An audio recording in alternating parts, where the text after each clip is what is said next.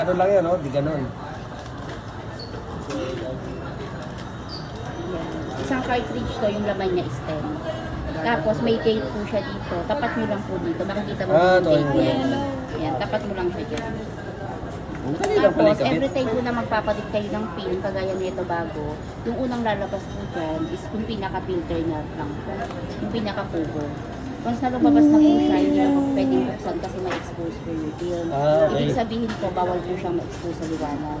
Bubuksan lang po natin siya pag ubos na. Pag-ubos na. Apo, meron siya counter dito sa mga monitor niyo po, kailan na lang yung remaining. Ilang shots ba yan? 10. 10. Makikita nyo dito 10 po.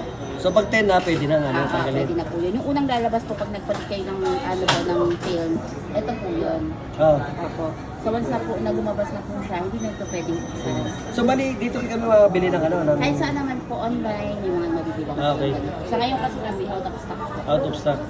Try ko po ba yung unang shot sa inyo para ma-check natin? Siya po, sige po. Tapos, Picture.